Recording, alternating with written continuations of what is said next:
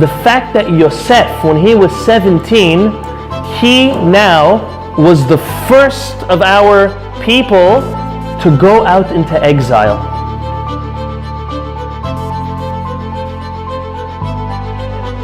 Zera Shimshon explains how he starts off by speaking about Chanuka before the parasha, and he says, and he gives two reasons for it. First is, and this is a general concept about Chanuka that we all know or ought to know, and that is, we fulfill this mitzvah in order to, and the way that it's instituted, in order to publicize the miracle. We're going to speak more about what the miracle was and how the miracle was, but to publicize the miracle of Chanuka is something that we do, and that is most important by Chanuka. And that's the reason why he says, firstly, that he wants to start with learning about Chanuka, to publicize it. Very often people open up a book, open up a chapter, they read a little bit, they may not finish. So he says he wants to start off this week's parasha with something on Chanuka. So we will do the same. We will start off with something on Chanuka. The second reason he says is that Chanuka is also perfectly inserted in the time of the year that it falls out in, always around the parashiot. It's either Vayeshev or Miketz. Normally it's during Miketz, always close to Yosef HaTzadik. He goes on to explain with different gematriot. If anyone has the Hebrew version, they could look with different gematriot, numerical value combinations, as well as different things according to Kabbalah, how Yosef and Chanuka are very, very connected. I think for now it would be beyond our scope to go and delve into that. We'll delve into things that I guess we can understand better. Let's just make a quick recap on what the story of Chanuka was and how we were victorious and how we celebrate it. We know this to be over 2,000 years ago, and as we said, this was in the middle of the second temple. We had two temples, we know.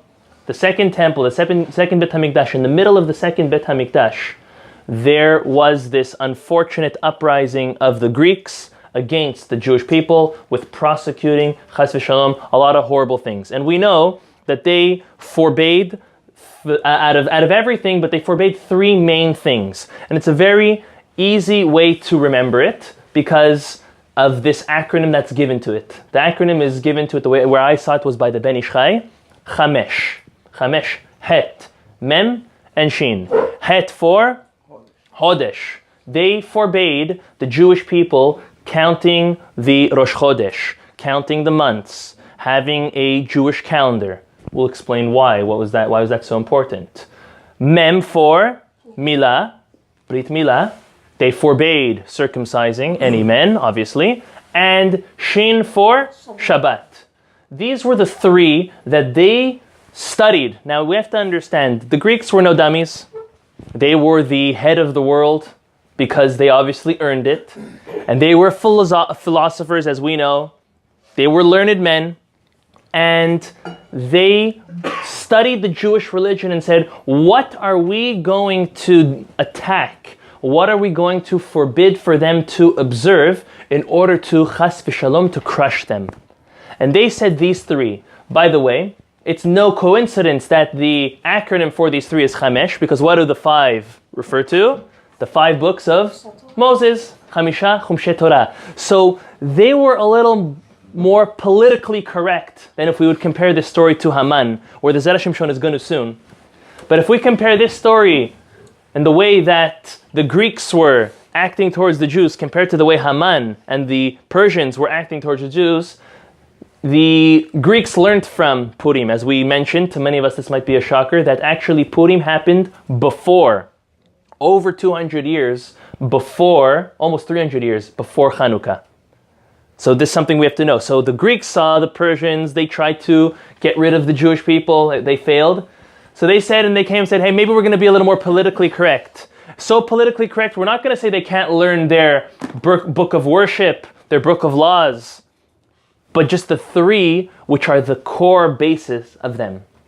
Now let's go quickly and explain why these 3 are the basis of our Jewish religion. Let's start from the backwards forwards. Instead of starting from Chodesh, let's start from Shabbat. Shabbat, we all know, is one of the basic tenets of our Jewish faith. Shabbat is, as we say, Aleph Bet.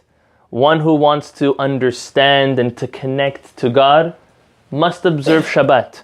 Shabbat is our greatest gift, the Talmud tells us. The Talmud tells us when God created the world, He saved the gift, and He saved that gift for the Jewish people so that they can have their Shabbat, their day of rest. And now, more than ever, we understand with the technology and the way that we work and the way we're always running and chasing our tails, how enjoyable Shabbat really is. If ever, now it is the easiest sale to ever sell to anybody coming close to God. Understanding that all, obviously, work, profit, electronics, anything which advances one in business is something so easy to accept upon nowadays, because if it would be not 7 days a week, so don't worry, you'll be doing it 6 days a week. Take one day off to relax, to recharge. So they knew this. They knew that it was one of the basic tenets of the Jewish people and that they had to attack it. So they went for Shabbat, obviously. Brit Milah, we know that in a physical way, is a covenant which binds the Jewish people to HaKadosh Baruch Hu, and they knew that if we're able to stop fathers and mothers from circumcising their boys, that they would be now slowly keeping the Jewish people away from their Creator. So now the big question is, where does Rosh Chodesh come into it? What would be so bad if the Jewish people did not count Rosh Chodesh, or I'll make it further, if there's no Rosh Chodesh, that means we're not going to know when each month starts, and then we're not going to know when the holidays are. And that was their intention. Their intention was to ruin them up weekly when it comes to their Shabbat, to ruin them in their physical bond and connection covenant with HaKadosh Baruch Hu, with Brit Milah, and to ruin them year-round, chas v'shalom. They won't know when Pesach is, they won't know when Rosh Hashanah is. They wanted to take everything, they wanted to take their identity away from them. They wanted to take their spiritual connection and relationship that they had with God, and they wanted to annihilate that.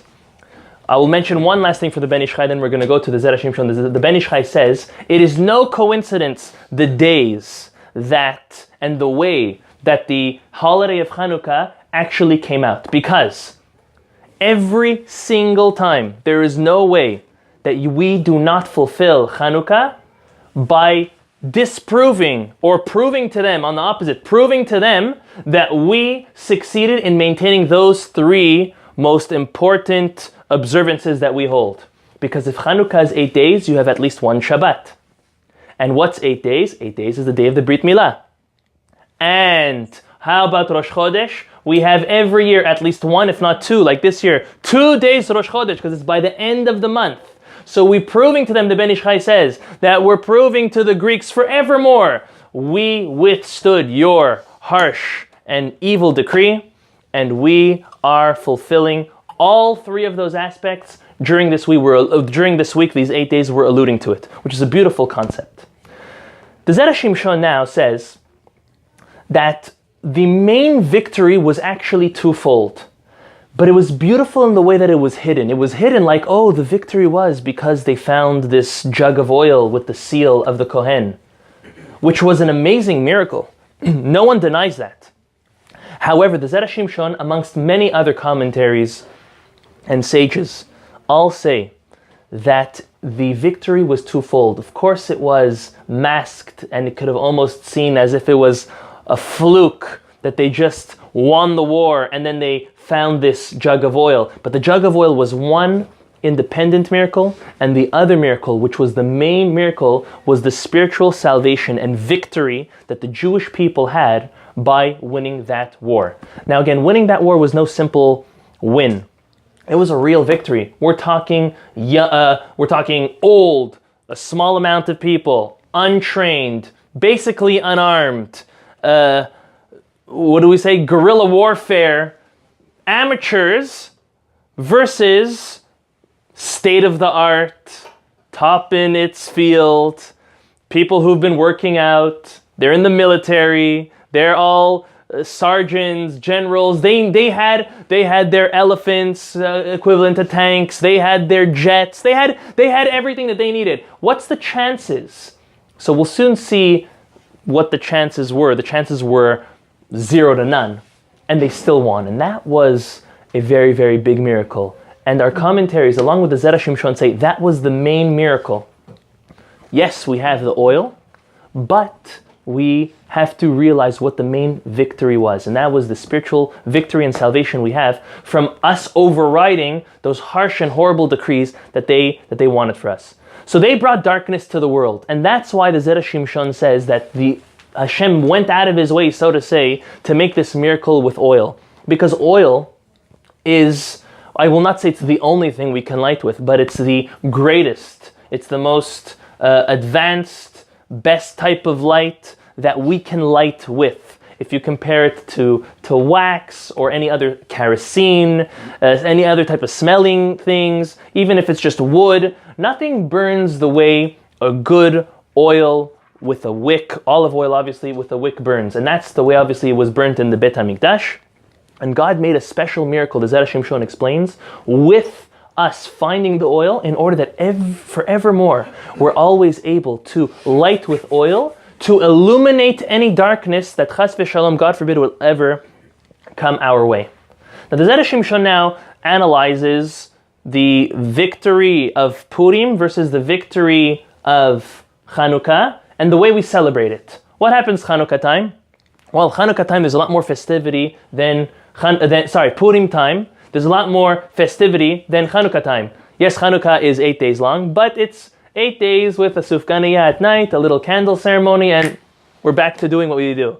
There's no idea of sitting down with meals. There's no idea of getting drunk. What about giving presents, mishloach manot, giving charity to the poor people, reading a Megillah? Does anyone know that there was, and there is, I actually have a copy if anyone's interested. It's a very interesting read. There is actually a Megillat Antiochus. Antiochus, the king of Yavan, the king of Greek. There's also a Megillah that was written on the story of Chanuka. It's a very, very interesting, it was written in in not a regular Hebrew. It was more of this Greek, Aramaic, Hebrew, which is not so easy to understand. And it's been translated. However, it did not make itself into one of the main books of our Tanakh, so it doesn't have the same weight as the other ones. But it's a very, very interesting, obviously, read and learning piece that there's a lot to learn from. Anyways, why don't we read it? Why don't we do the things that we do on Chanuka during the same way that we do it on Purim? So, to this, the Zera Shimshon answers, and it's a very famous answer, and the Zera Shimshon himself says it, that on Purim, what did Haman want to do? He wanted to physically eradicate Jews from the face of this earth. Lo alenu v'lo alechem will compare it to Hitler. Hitler wanted Jew. I don't care if you're affiliated. I don't care if you're not affiliated. I don't care if you're Jewish from one part, one half, one quarter. I don't care what it is. Chas v'shalom, he wanted to completely annihilate Jews physically. Which, to that, when we won, we celebrate physically. We celebrate with meals. We celebrate with giving gifts. We celebrate with having good time, with party, with singing. Chanuka was different. The Greeks wanted the Jews to live. They wanted Jews as taxpayers. They wanted Jews as professionals, as businessmen, as people just like everyone else. But they wanted them to be Greek. They wanted to assimilate them. And that we would say the difference is like the Holocaust versus the silent Holocaust. And that's exactly what they wanted. They wanted to be, as we said, a little more politically correct. To that, when we overcame that, that was a spiritual victory. Spiritual victory, you know what we do? We sing praise and thanks to God. And that's what these days are. These are Yemei Halel v'Hodaya. These are days of praise and thanks to HaKadosh Baruch Hu. Thank God that the inevitable didn't happen. That our destruction, that our assimilation did not take place. And that's why there's a difference in observance, the Zera Shimshon says, between the way and the halachot, and the festivities and the celebration between Purim and Chanuka. Now, which is greater? Well, each has a plus and a minus. If we would have physically all been gone, well, there would have been nothing left. But on the other hand, I hate to say this, but what's a Jew who isn't acting like a Jew? What would have been better? No one can say. But when there's potential that's being lost versus potential that was taken away against their will, that's something that has to be weighed out. And that's why Chanuka is a very special holiday that we give full 8 days attention to this holiday. He explains something else very interesting, and this we all know, that we light the candles, and we always light them facing outwards, as we said, to publicize the miracle. Ideally, if anyone opens up the halachic works, all of the books on halacha, and even the Talmud says, the ideal place to light your candles are either by the gate of your walkway to your house or by the front door. Whether it's on the inside or the outside, it's not now to discuss. But always by the door. Zera Shimshon says, why by the door? Listen to this fascinating answer. This is the first time I ever heard this concept. And it makes sense, but the way he puts it is so beautifully.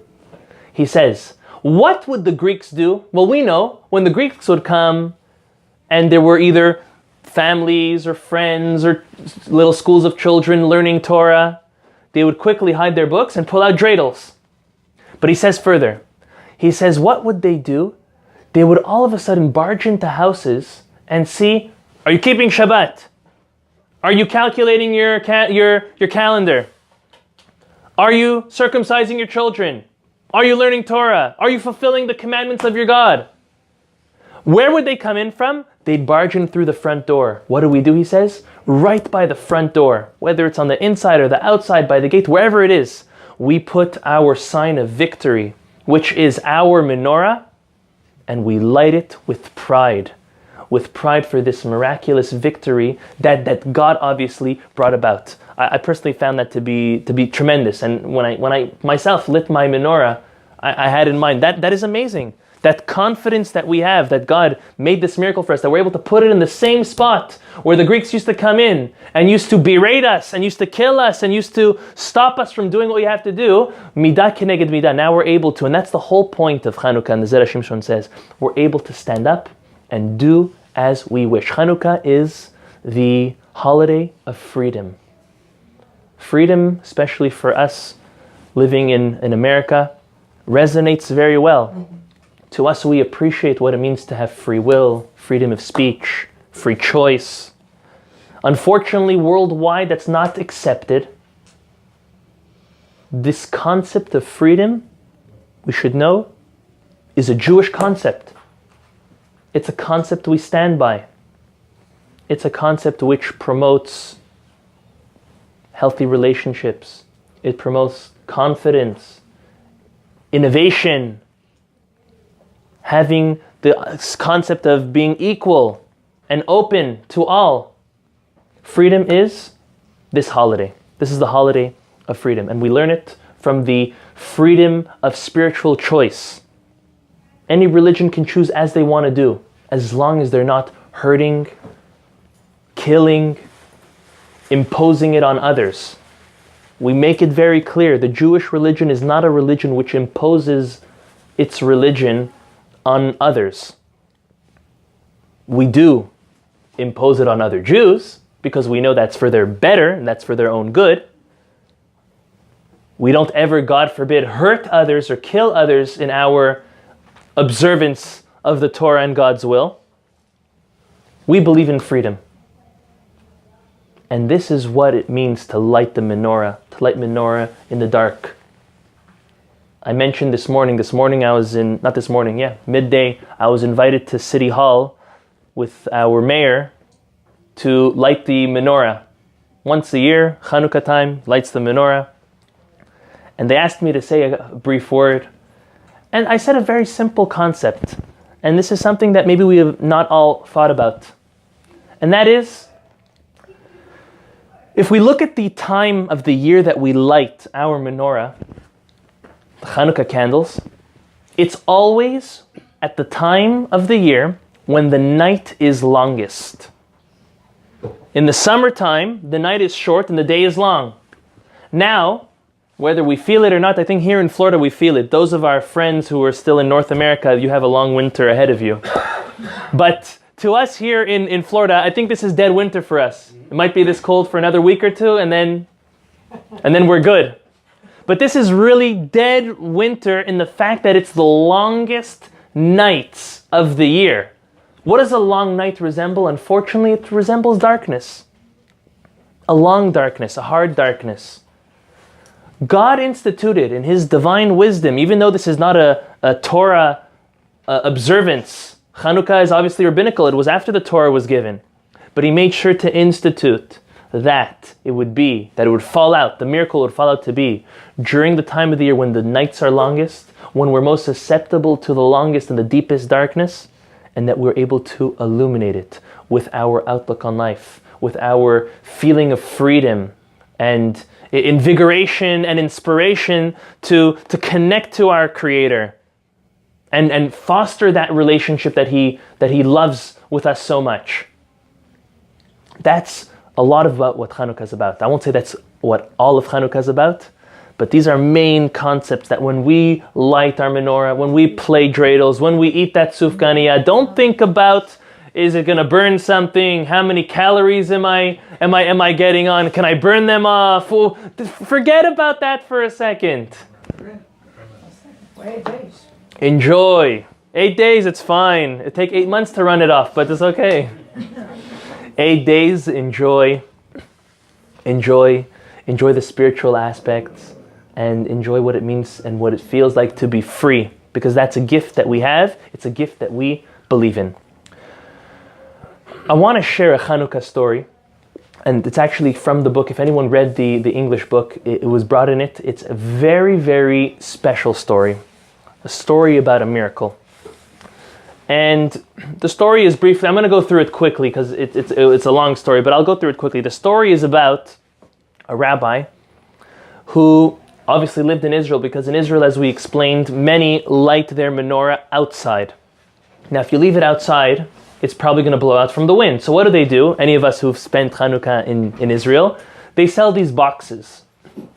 They're either fully glass, partly glass, and then you put the menorah inside, and then you light it. Now, at the end of one Chanuka, this rabbi, when he came to take down his box, the glass fell and broke. So a thought ran through his mind, well, I'll fix it next year. A couple days before Chanuka next year, I'll fix it.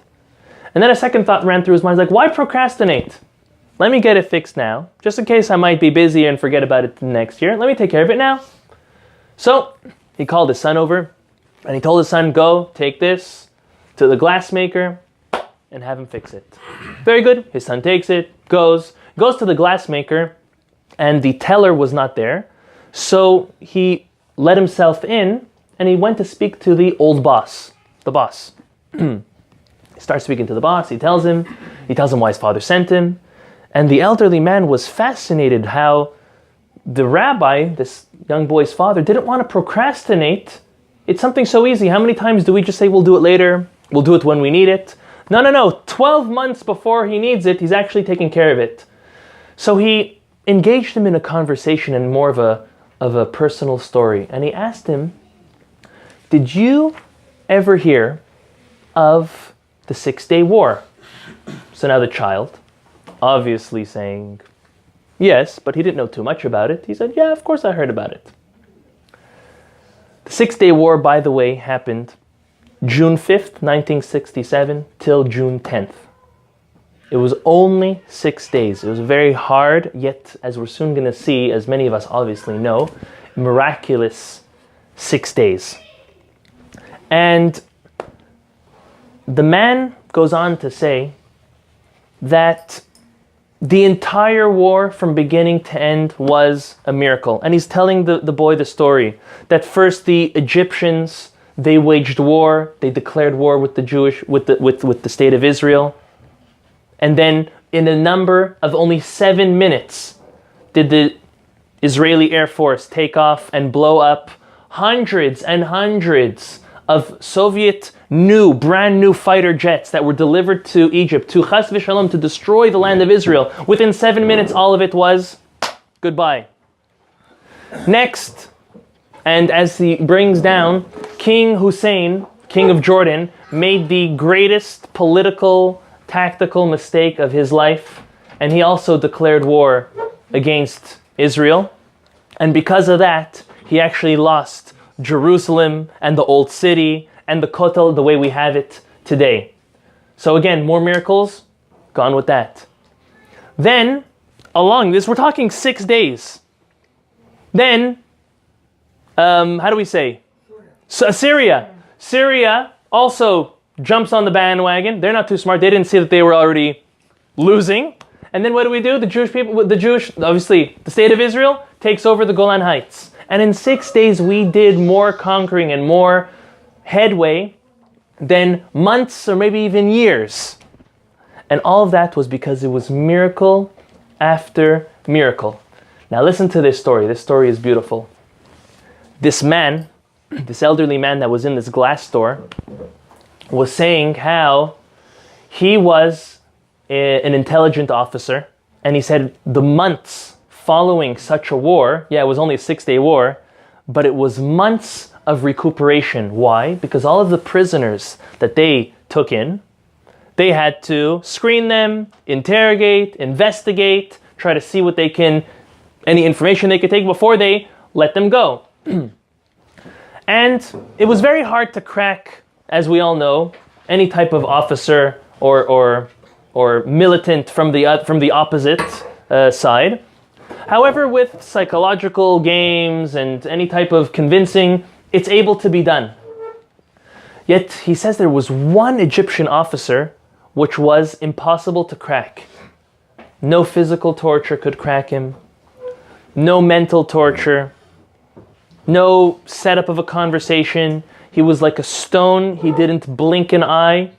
There was no way to get anything out of him, and it was so obvious that he had so much information inside him. A couple months went by, and the head of the intelligence came up with a bright idea. They came over to this man, who's now the glassmaker, and they told him, you now are going to be on a mission. You're going to take this Egyptian officer on a tour during Chanuka, beautiful festivity, in Tel Aviv. You're going to take him around to the bakeries. You're going to take him at night when it's all lit up. You're going to take him around shopping. You're going to let him see what Israel's all about, and maybe he'll get close to you and he might open up.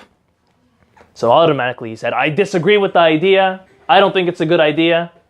Yet against his will, he had to do as the higher authorities told him to do. He goes, he's walking. To make a long story short, the guy did not crack. The guy was like a stone. He was walking. It was obvious that he was observing the surrounding, but he was not opening up. It wasn't promoting any conversation. So the Jewish officer, obviously the glassmaker, many years forward, he said, you know what I'm going to do? Instead of turning this into a shopping and sightseeing experience, I'm going to take him to the Grand Synagogue of Tel Aviv to witness the lighting of the first candle of Chanuka. Let's see how he's not moved by that. He goes, he walks in, he sees how he's looking all around, and he's really enjoying, but yet staying very reserved. He gets into this massive synagogue full of people, and the Chazan makes the first 3 blessings, as the first night it was, lights the candles, and then after, he starts singing Ma'oz Tzur. It's the song that we all know. And the Jewish officer is singing along with him, Ma'oz Tzur, with the whole congregation. All of a sudden, he looks at his Egyptian officer, who is normally a dark-skinned man, stone, didn't move. All of a sudden, he gets pale and he turns white like a ghost, as if he just saw a ghost almost.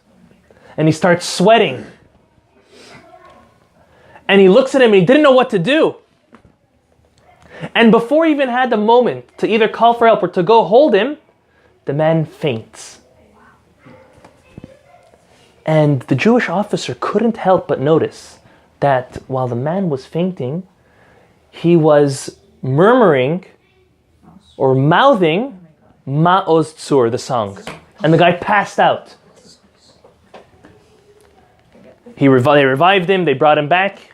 It took the intelligence agency some time, but they figured out that this boy was actually born to Jewish parents, Egyptian Jews. And they died in an accident in Egypt. And as the rule is, as the law is in all Muslim countries, that any child that's up for adoption is now claimed to be Muslim and is educated as a Muslim.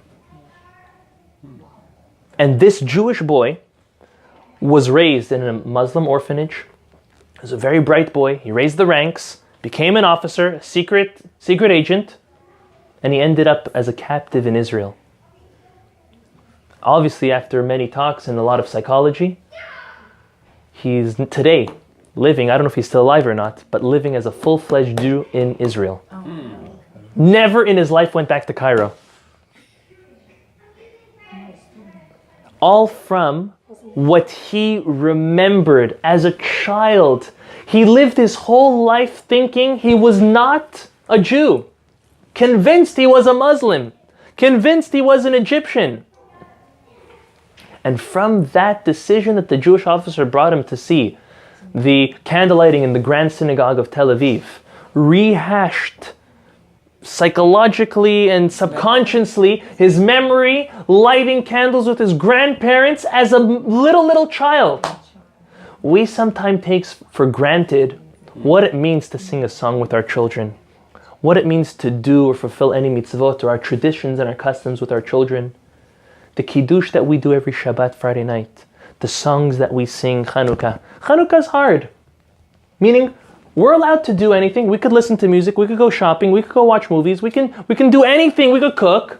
It's not like Shabbat. But what will it hurt to sing another song? What will it hurt to sit down and play a little bit of dreidel with your children in front of the Chanuka candles, with your children, with your grandchildren? What will it hurt to share a miracle? How much does that take? What better things could we do with our time? The answer is we can't do anything better. We see from this true story that certain things are ingrained in us and they cannot be taken away. And this is all literally a Chanuka miracle.